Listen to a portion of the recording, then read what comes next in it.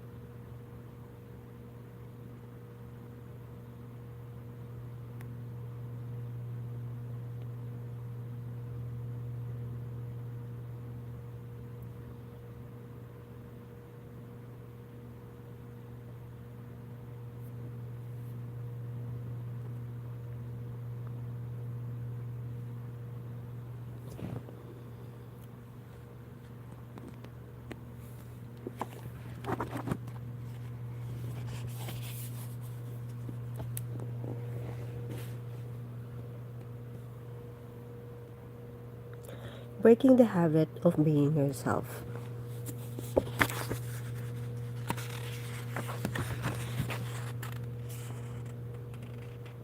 Also by Dr. Joe Dispenza, Evolve Your Brain, The Science of Changing Your Mind.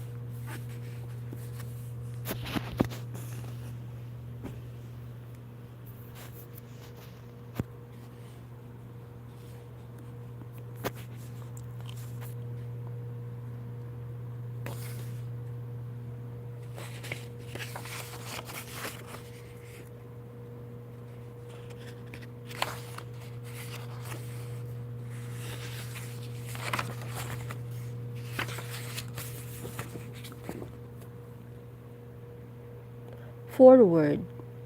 Your brain is involved in everything you do, including how you think, how you feel, how you act, and how well you get along with other people.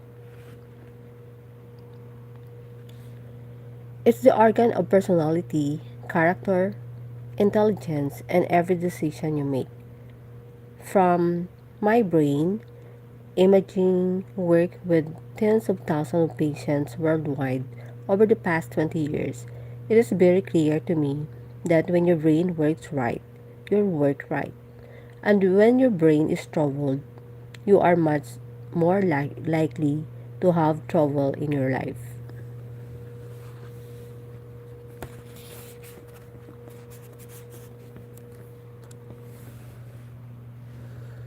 With a healthier brain, you are happier, physically healthier, wealthier, wiser, and just make better decisions, which help you be more successful and live longer. When the brain is not healthy, for whatever reason, such as head injury or past emotional trauma, people are sadder, sicker, poorer, less wise, and less successful. It is easy to understand how trauma can hurt the brain, but researchers have also seen how negative thinking and bad programming from our past can also affect it. For example, I grew up with an older brother who was intent on shoving me around. The constant tension and fear I felt then lead to a higher level of anxiety, anxious thinking patterns, and always being on guard, never knowing when something bad was about to happen. This fear caused long-term overactivity in my brain's fear centers until I was able to work through it later on in life. In breaking the habit of being yourself, my colleague Dr. Joe Dispenza is your guide to optimize both the hardware and software of the brain to help you reach a new state of mind. His new book is based on solid science and he continues to speak with kindness.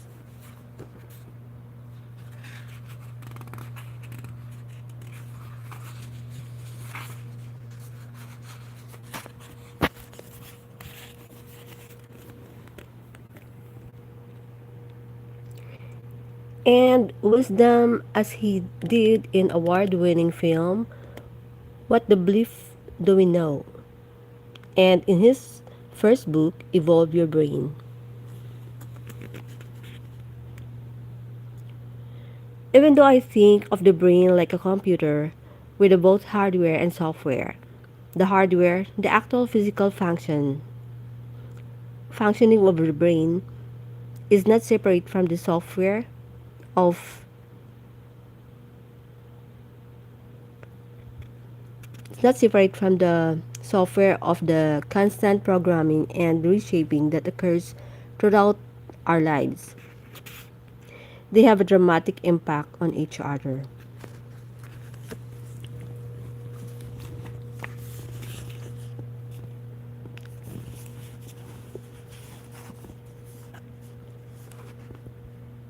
Most of us have had trauma of some kind in our lives and lives with the day-to-day scars that have resulted cleaning our out those experiences that have become part of the brain's structure that can be that can be incredibly healing. Of course, engaging in brain healthy habits such as a proper diet and exercise and certain brain nutrients is critical to the brain working right.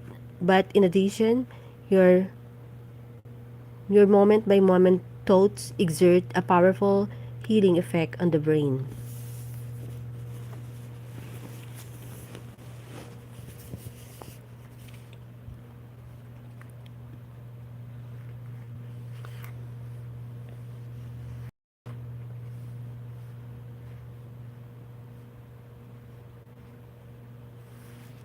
Or they can work for your detriment.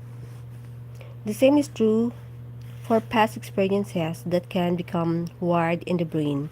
The study we do at the Amen clinics is called brain aspect SPECT imaging. Aspect single photon emission computed tomography is a nuclear medicine study that looks at blood flow and activity patterns. It is different from CT scan or MRI, which examine the brain anatomy, because aspect SPECT looks at how the brain functions. Our aspect work, now over 70,000 scans, has taught, taught us so many important life lessons about the brain, such as brain injuries can ruin people's lives. Alcohol is not a health food, often shows significant damage on aspect scans. A number of the medication people routinely take, such as some common anti-anxiety medication, are not good for the brain. And disease like Alzheimer actually start in the brain decades before people have any symptoms.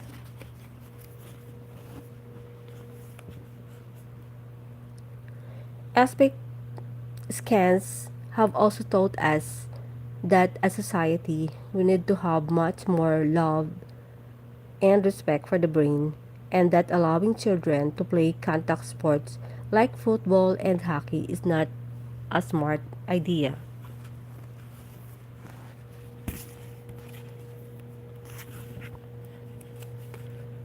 One of the most exciting lessons I have learned is that people can literally change their brains and change their lives by engaging in regular brain healthy habits, such as correcting negative belief and using meditative processes such as those discussed by Dr. Dispenza. In one series of studies, we published the practice of meditation, such as what Dr. Dispenza recommends, boosted blood flow to the prefrontal cortex, the most thoughtful part of the human brain. After 8 weeks of daily meditation, the prefrontal cortex at risk was stronger, and the memories of our subject were better too. There are too many ways to heal and optimize the brain. My hope is that, like me, you will develop brain envy and want to better functioning brain. The brain imaging work we do has changed everything in my own life. Shortly after I started ordering aspect scans in 1991, I decided to look at my own brain. I was 37-year old when I saw the toxic bumpy appearance. I know it was not really healthy.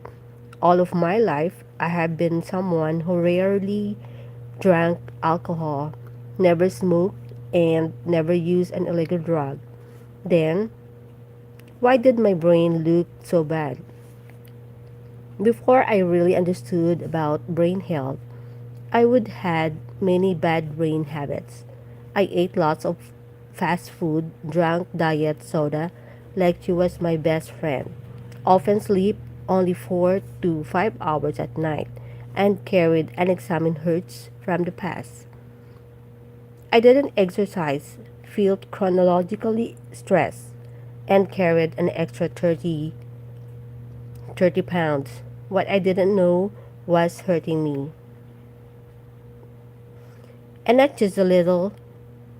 My last scan looks healthier and much younger than it did 20 years earlier. My brain has literally aged backward. That's how changeable your brain is, too, when you make up your mind to take care of it properly. After seeing my original scan, I wanted my brain to be better. This book will help yours be better too. I hope you enjoy reading it as much as I did. Daniel G. Amen, medical doctor, author of Change Your Brain, Change Your Life.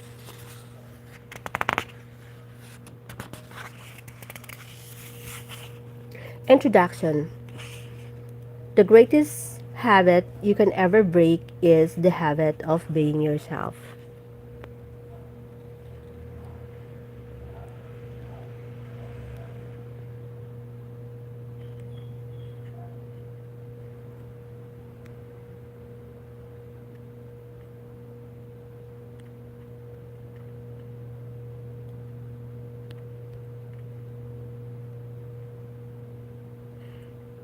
Okay.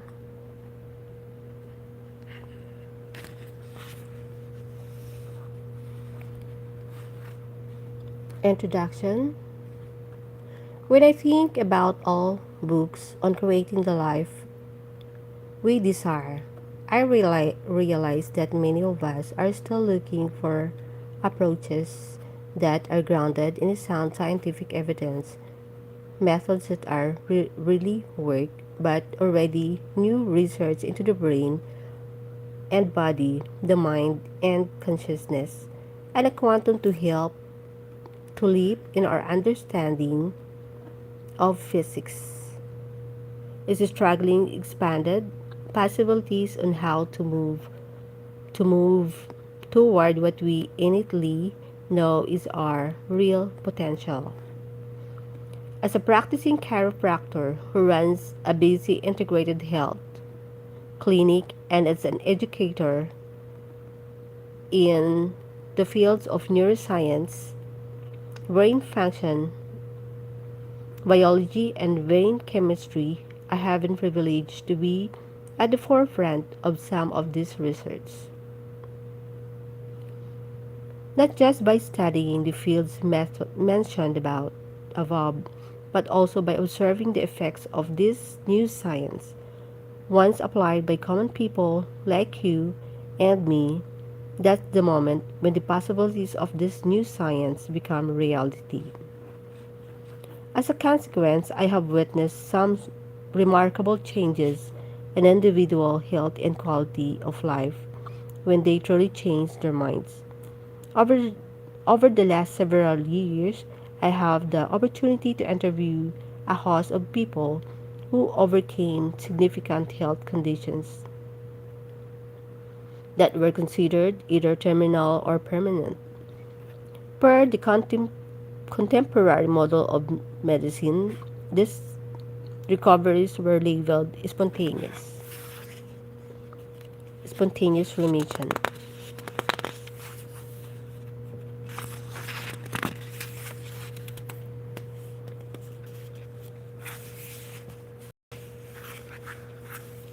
However, upon the extensive examination of their inner journeys, it became apparent to me that there were a strong element of mind involved, and their physical changes were so spontaneous at all.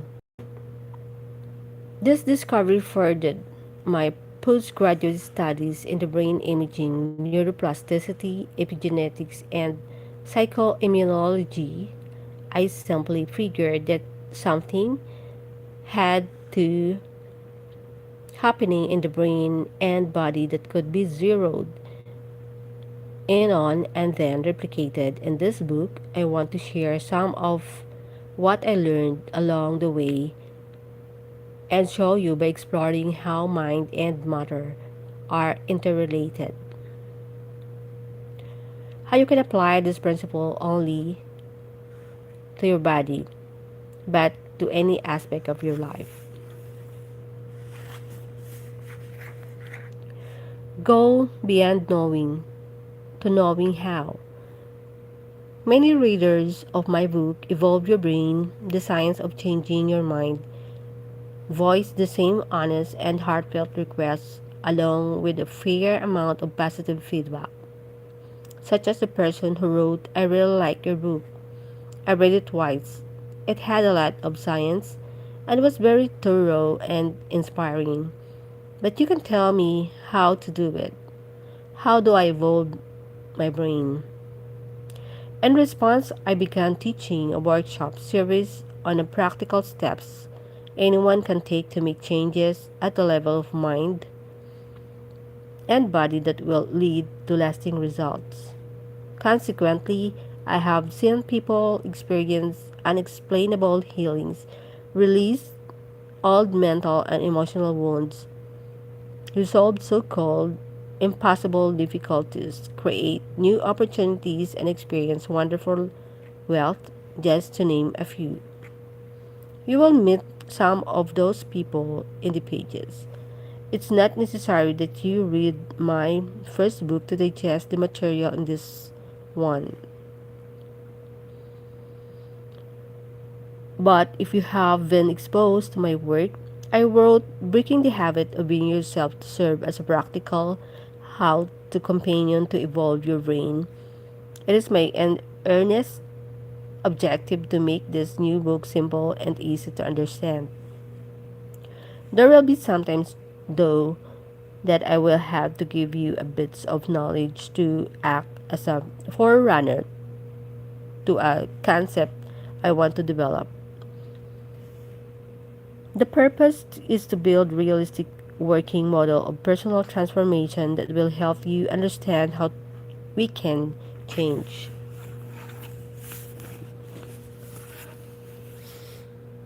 Breaking the habit of being yourself is a product of one of my passions, a sincere effort to demystify the mystical so that every person understands that we have within our reach all we need to make significant changes in our lives. This is a time when Not only we don't want to know, but we want to know how. How do we apply and personalize both emerging scientific concepts and personalize both emerging scientific concept and age old wisdom to succeed at living more enriched life. We, when you and I can connect the dots of what science is discovering about the nature of reality, and when we give ourselves permission to apply those principles in our day to day existence, then each of us becomes more mystic and scientist in our own life. So I invite you to experiment with everything that you learn in this book and objectively observe the result. When I mean what I mean is, what if you make the effort to change your inner world of thoughts and feelings? Your external environment should begin to give you a feedback to show you that your mind has had an effect of your outer world. Why else would you do it? If you take intellectual information that you learn as a philosophy and then initiate that knowledge into your life by applying it enough times until you master it, you will ultimately move from being a philosopher to an initiate to a master. Stay tuned. There is sound scientific evidence that this is possible. I do ask you up front to keep an open mind so that we can build step by step the concept I outline in this book.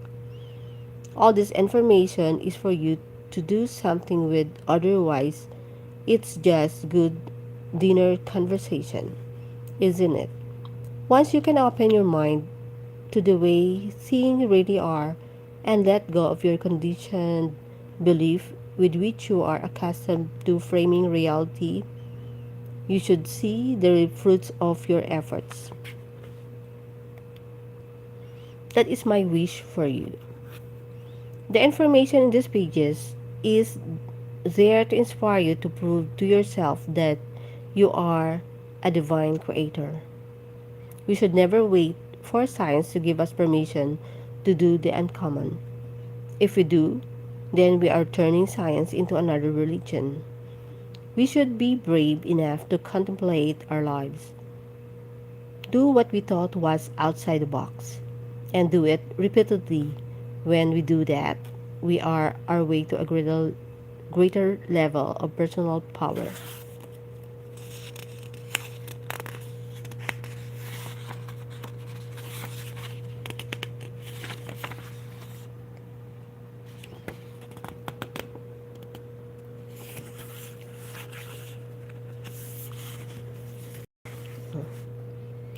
True empowerment comes when we start to look deeply at once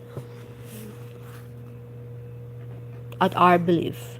We may find their roots in the continuing conditioning of religion, culture, society, education, family, the media, and even the genes, the latter being imprinted by the sensory experiences of our current lives as well as untold generations. Then we weigh those old ideas against some new paradigms that we may serve us better. Times are changing. As individuals awaken to a greater reality, we are part of much larger sea change.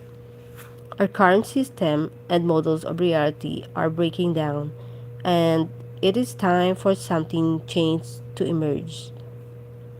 Across the board, our models for politics, economics, religion, science, education, medicine, and our relationship with the environment are all showing a different landscape than just 10 years ago. Letting go to the outmoded and embracing the new sounds easy, but as I pointed out, and evolve your brain, much of what we have learned and experienced has been incorporated into our biological self, and we wear it like a garment. But we also know that what is the true today might be not true tomorrow.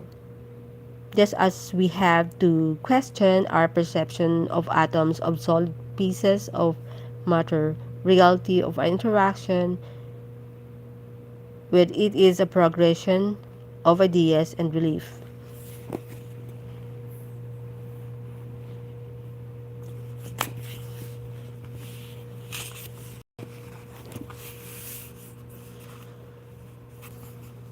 We also know that to live the familiar life that we have grown accustomed to and waltz into something new is like a salmon swimming upstream. It takes effort, and frankly, it is uncomfortable. And to top it off, ridicule, marginalization, opposition, and denigration from those who cling to what they think they know greet us along the way. Who with such an unconventional bent is willing to meet such adversity in the name of some concept they cannot embrace with their senses, yet which is alive in their minds. So, how many times in history have individuals who were considered heretics and fools, and those look the abuse of the unexceptional emerge, and fools, and those took the abuse of the unexceptional emerge as geniuses, saints, or masters? Will you dare to be an original?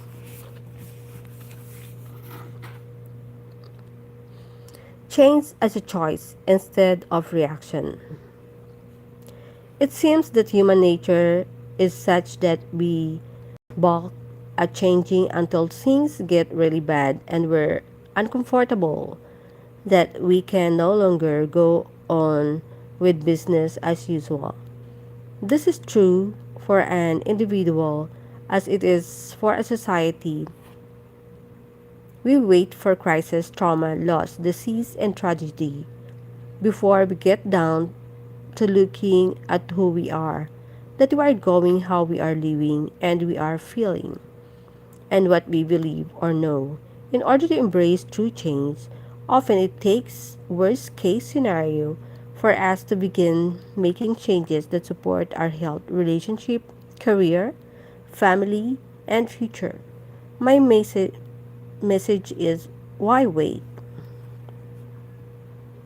We can learn and change in a state of pain and suffering, or we can evolve in a state of joy and inspiration. Most embrace the former to go with the latter. We just have to make up our minds the change will probably entail a bit of discomfort. Some inconvenience, a break from predictable routine, and a period of not knowing. Most of us are already familiar with the temporary discomfort of not knowing.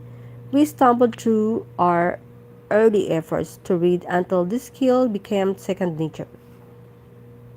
When we first practiced the violin or drums, our parents wished they can send us to soundproof room.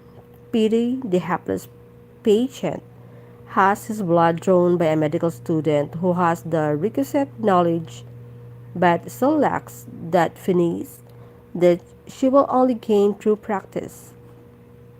Absorbing knowledge, knowing, and then gaining practical experience by applying what you learned until a particular skill became ingrained in you. Knowing how is probably how you acquired most of the abilities that now feel like a part of your being. Knowingness. In much the same way, learning how to change your life involves knowledge and the application of that knowledge. That is why this book is divided into three overarching sections. Throughout parts 1 and 2, I will build ideas in consequence, forming a bigger and broader model of understanding for you to personalize in some ideas seem repetitive. They are there to remind you about something that I don't want you to forget. Repetition.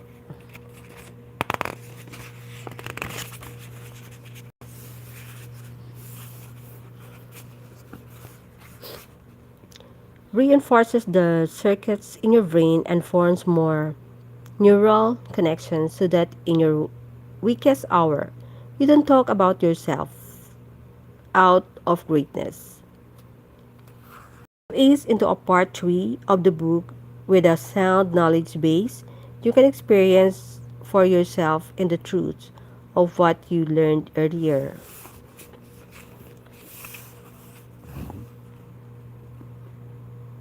The science of you.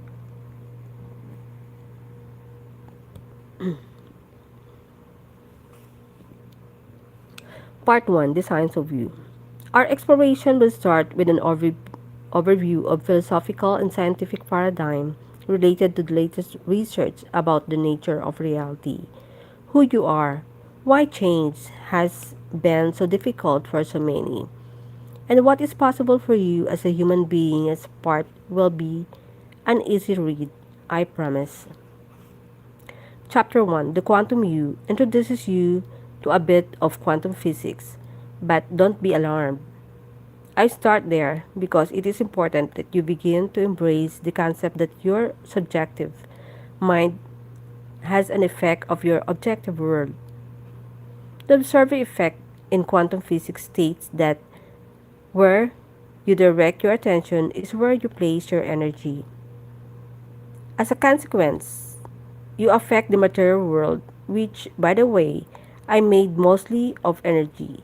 If you entertain the idea even for a moment, you might start focusing on what you want instead of what you don't want. And what you might even find yourself thinking if an atom is 99.99999% energy and 0.00001% physically substance, then I'm actually more nothing than something. So why do I keep my attention on what small percentage of the physical world when I am so much more? Is defining my present reality by what I perceive with my senses and biggest limitation I have. In chapter 2 through 4, we will look at what it means to change to become greater than the environment, the body, and time. You probably entertain the idea that your thoughts create your life. But in chapter 2, Overcoming the Environment, I discuss how if you allow the outer world to control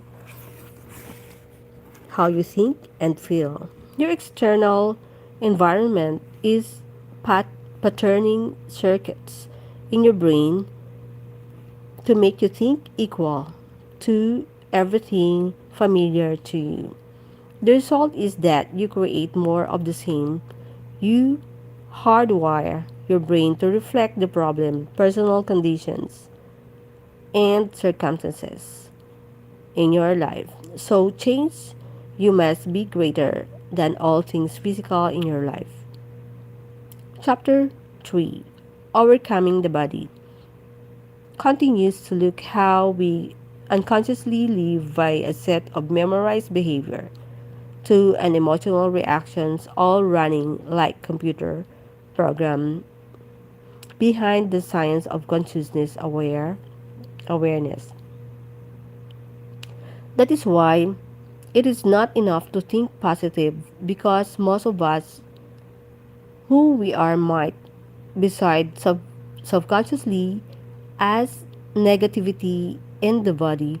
By the end of this book, you will know how to enter into the operating system of the subconscious mind and make permanent changes where those programs exist.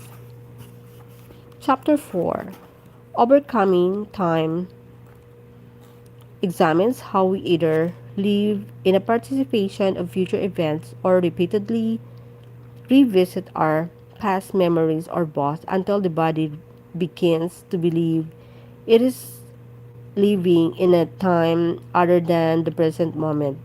The latest research support the notion that we have a natural ability to change the brain and body by thought alone, so that I look like some future event has already happened. Because you can make thoughts more real than anything else. You can change who you are from brain to cell to gene.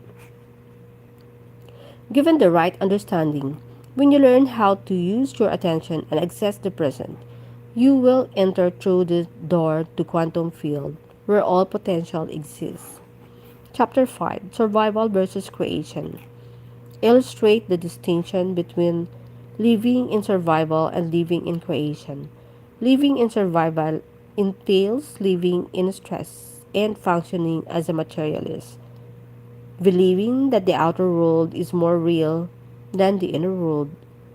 When you are under the gun of the fight or flight nervous system, being run by its cocktail of intoxicating chemicals, you are programmed to be concerned only about your body.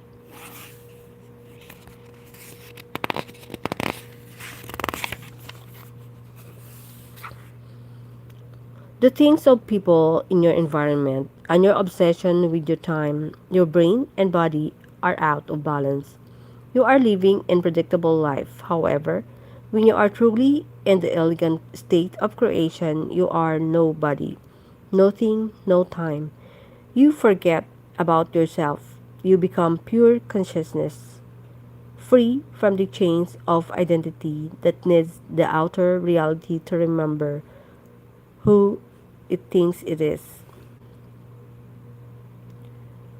Part 2: Brain and Meditation.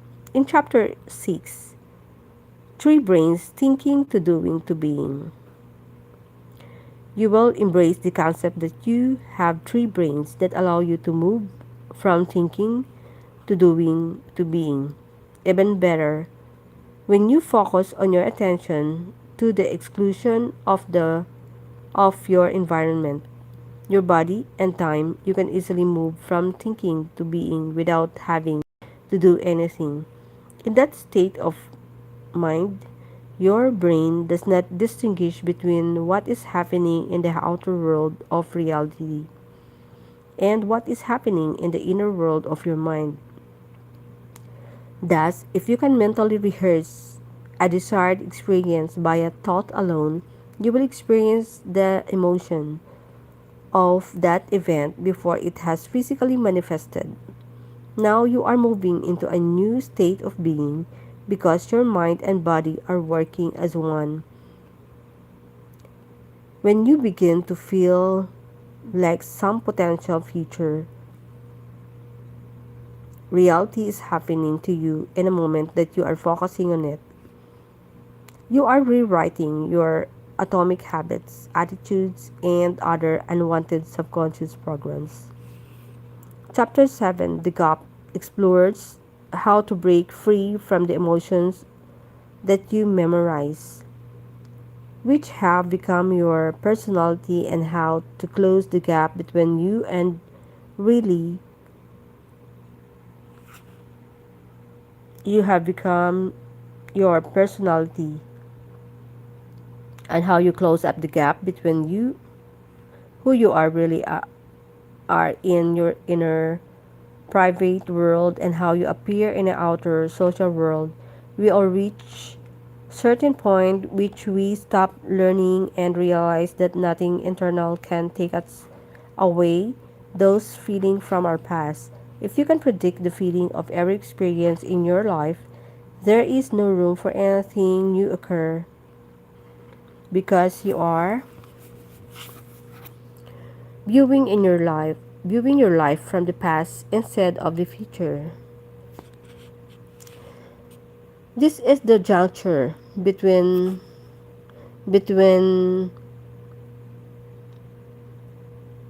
point where the soul either breaks free or falls into oblivion.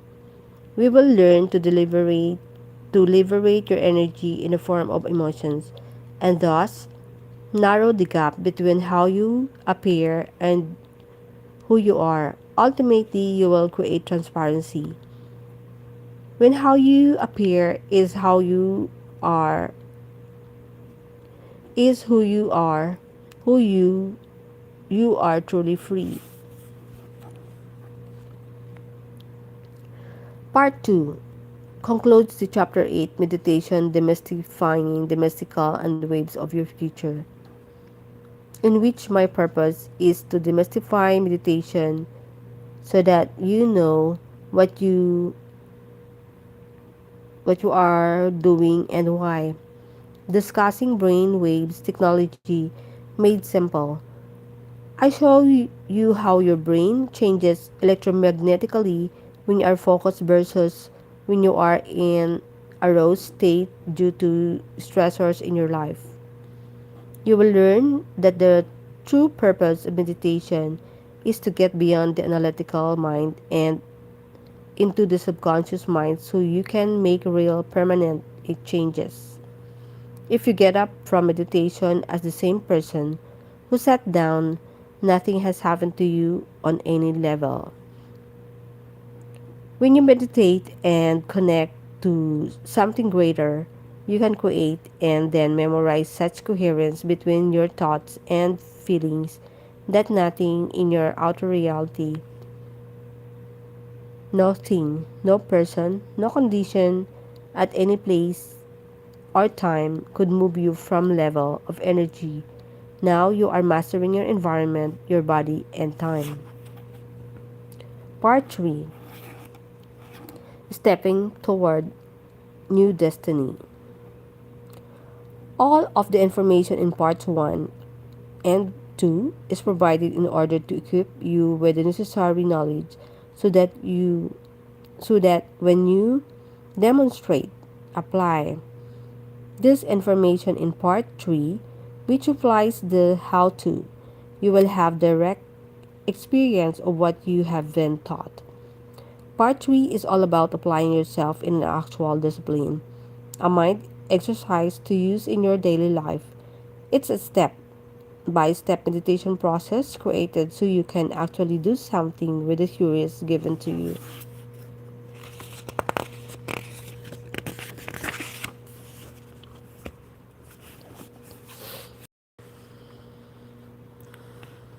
By the way, did your mind balk when I mentioned that multi step process? If so, it is not what you think. Yes, you will learn a sequence of action, but soon you will experience them as one of two simple steps. After all, you probably perform multiple actions every time you prepare to drive your car. For example, you adjust the seat, put on your seatbelt, check the mirrors, start the car, turn the headlights, turn around, use a signal, apply the brake, put the car in a drive or reverse, apply pressure to the gas pedal, and so on. Ever since you learned to drive, you have executed this procedure easily and automatically. I assure you, the same will be true once you learn each step in part 3. You may be asking yourself, why do I need to read part 1 and 2? I'll just jump to part 3. I know I'd probably be thinking the same. I decided to offer the relevant knowledge in the first two parts of the text so that when you get to the third section, Nothing will be left to the conjecture, dogma, and speculation. When you begin to step off the meditation, you will know exactly what you are doing and why. When you comprehend the what and the why, the more you will know, and thus the more you will know how when the time comes. Therefore, you will have more power and intention behind the practical experience of truly changing your mind. By using these steps in part 3, you may be more prone to accept your innate ability to change so-called impossible situation in your life.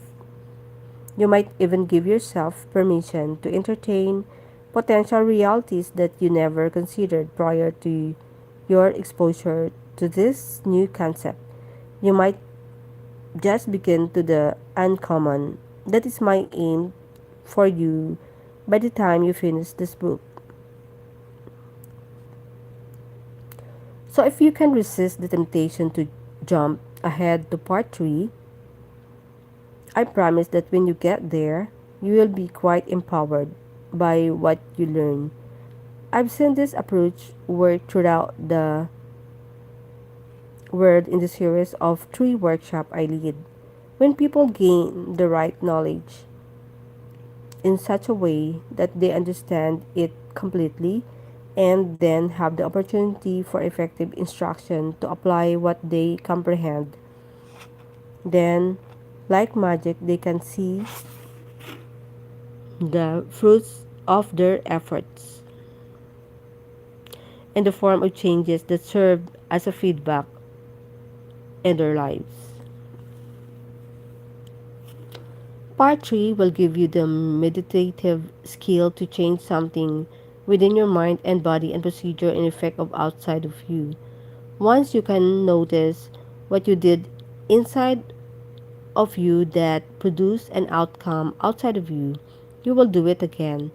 When a new experience manifests in your life, you will embrace the energy you feel in the form of an elevated emotion, such as empowerment, awe, and immense gratitude. And that energy will drive you to do it again and again. Now you are on the path to true revolution. Each meditation step delineated in part 3 is associated with a piece of meaningful information presented earlier in the book. Because you will have cultivated the meaning behind exactly what you are doing, there should be no ambiguity that might cause you to lose your vision. Like many skills you have learned, in the beginning it may take all of your conscious effort to stay focused as you learn how to meditate to evolve your brain.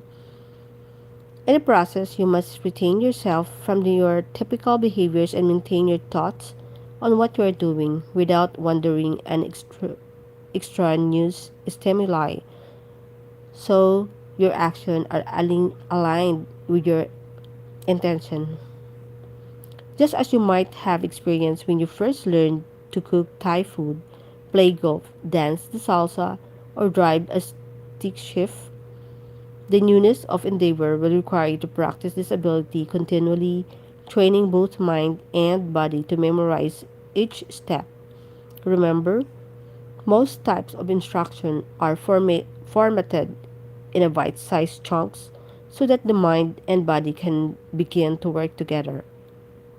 Once you get it, all the individual steps you keep reviewing merge into one smooth process. The methodological linear approach seamlessly flows into a holistic effortless, unified demonstration. This is the point of personal ownership. At times, the effort this takes can be tedious, but if you persist with a certain amount of will and energy, it in time you will enjoy the result.